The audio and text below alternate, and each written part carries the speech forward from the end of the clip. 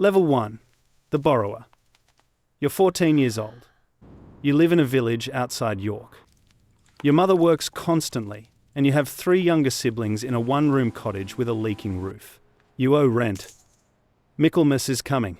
That's September 29th, the day every peasant in England pays what they owe. You don't have it. Half the barley rotted because you didn't have enough hands to bring it in. You go to the reeve, the Lord's manager. I need more time. He gives you until Christmas. If you don't pay by then, you lose the land. You borrow a shilling from your uncle. You sell your father's iron plough blade for another. You hire yourself out to other farms when your own work is done. By Christmas, you scrape together the 5 shillings. The reeve doesn't thank you. He doesn't even look up. You walk home in the dark. You're broke. You own nothing, but you still have the land. For now. Level 2, the debtor. You're 19. You've kept the land alive, but last spring your ox collapsed and never got back up. An ox costs 13 shillings.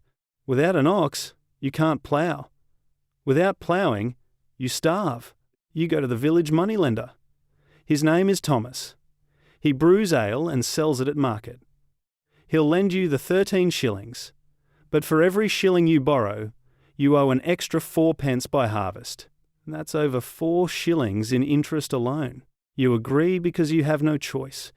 You buy the ox, you plough the field, summer is good. You sell enough to pay Thomas back, but just barely.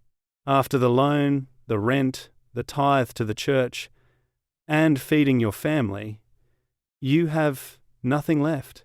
You're exactly where you were last year, working every day just to stay at zero. This is medieval debt. You don't fall into it. You're born into it. The system is designed so that men like you never climb out. Level 3. The bonded man. You're 23. A drought hit. The harvest failed. You can't pay the rent. You can't pay Thomas.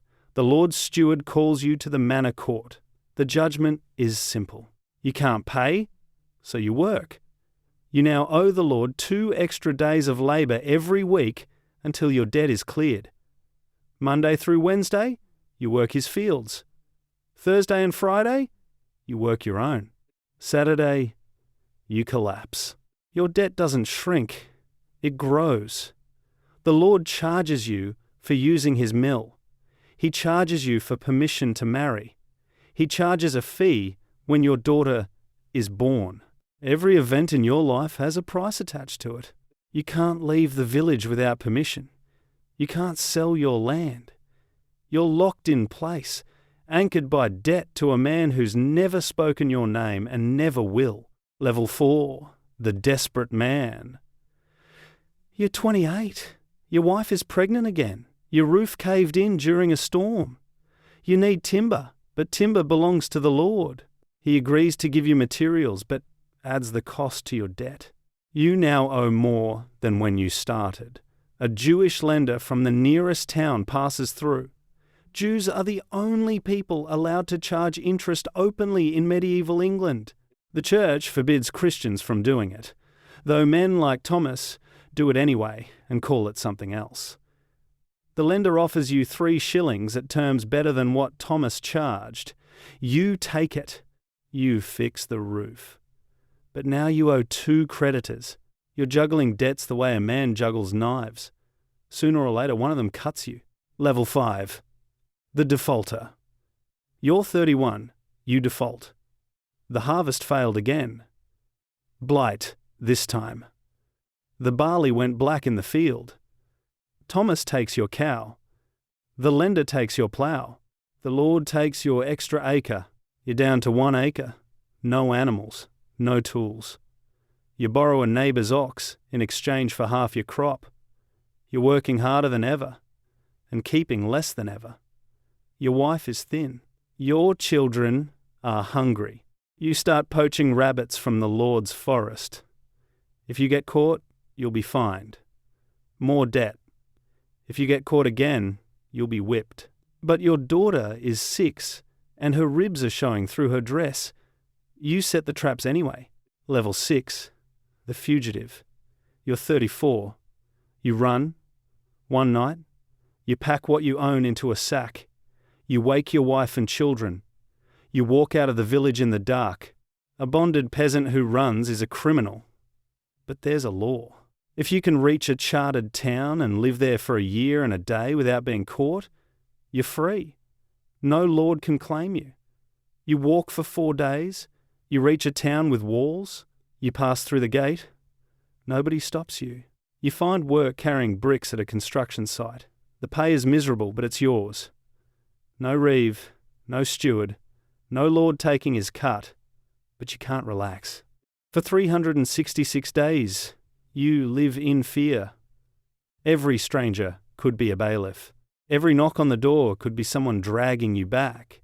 You count the days like a prisoner scratching marks on a wall. Level 7, the free debtor. You're 36. A year and a day has passed. You're legally free. But freedom doesn't mean prosperity. You rent a room above a tanner's shop. The smell is unbelievable. You work as a labourer. Your wife takes in washing. You save a penny here, a penny there. After 2 years, you rent a market stall. You sell bread your wife bakes. Some days you barely break even. But it's yours. Nobody takes a cut. Nobody adds a fee. You're building something for the first time in your life. Level 8, the creditor. You're 42. The bread stall became a bakery. The bakery became 2 bakeries. You employ 3 men, and now something shifts. People start coming to you for loans. A young man needs capital for a tannery. You lend him £2. A widow needs money to pay off her late husband's debts. You lend her 10 shillings. You charge fair rates. You remember what it felt like to beg, but you also understand the power now. When a debtor can't pay, you take something. A tool, a cart, a share of their business. You don't enjoy it, but you don't hesitate either. Someone borrows, someone lends. The lender always wins. You've just switched sides of the table. Level 9, the merchant banker. You're 50. You're not lending to tradesmen anymore. You're lending to nobility. A knight needs to outfit himself for a campaign in France.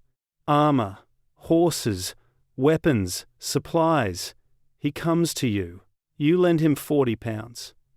If he returns with plunder, he pays you with interest. If he doesn't return, you take his land. You own property in 3 counties. You have agents in London and Bruges. You trade in wool, tin, and cloth. The boy who once begged a reeve for 3 more months now dines with men who shape the economy of a region. But you've learned the dark truth of lending at this level. The bigger the borrower, the more dangerous the debt. A peasant who can't pay loses a cow. A lord who can't pay might just have you thrown in a ditch. You keep armed men in your house. You keep your records hidden. You trust your wife with the keys and nobody else. Level 10. The king's creditor. You're 58. You receive a summons from the crown. The king is going to war. He needs £10,000. You're part of a consortium of wealthy merchants. You contribute £800. The king promises to repay from customs revenues. You know the risk. Edward III borrowed millions from Italian banking families, the Bardi and the Peruzzi. When he couldn't pay, he simply didn't. Both families collapsed. Generations of wealth wiped out because a king decided his debt was optional. You lend anyway, because saying no to a king is more dangerous than losing the money. The war drags on. The revenues don't come. The king sends a letter. He's grateful for your patience. He'll pay next year. He doesn't pay next year. You write letters. You send agents. You petition. Nothing. You're owed £800 by the most powerful man in England, and there is absolutely nothing you can do about it. You started life owing 5 shillings to a lord who didn't know your name. You end up being owed £800 by a king who doesn't care. The amounts changed. The feeling didn't. This is debt in the medieval world. Someone always owes, someone always collects, and the ones at the top never pay.